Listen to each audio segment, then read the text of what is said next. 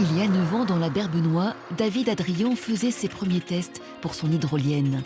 Cet ingénieur de la marine à la retraite et son père, passionné d'innovation, souhaitaient tirer parti des ressources marines ou fluviales. Ils n'imaginaient pas que ce serait un tel parcours du combattant depuis 16 ans. En réalité, après une difficulté, il y en a une deuxième, il y en a une troisième, et c'est un cycle comme ça qui dure pendant des années et des années. Donc c'est effectivement long, il ne faut pas se décourager, il faut tenir. C'est un métier de passionné, et le passionné ne compte pas ni son temps, ni ses efforts.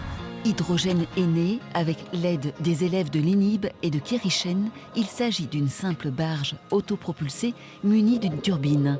Ce système hydrolien est complet, autonome dans son installation et son exploitation et bon marché du surcroît. Si on se lance dans des choses trop compliquées, qui demandent la participation de trop de partenaires, de trop de financement, etc., on risque plus d'échouer.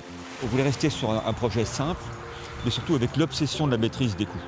Ce projet a trouvé une concrétisation au Congo grâce à une rencontre avec l'association Potamaï, qui permet à des villageois de se former à différents métiers dans une structure spécifique. Pour l'alimenter, l'hydrolienne d'une puissance de 10 kW se trouve à proximité dans le fleuve Congo. Elle trouve cette espèce de plein emploi en Afrique, dans une zone où dans un rayon de 200 km autour, il n'y a aucune électricité. Chaque kilowatt produit est utilisé à 100%.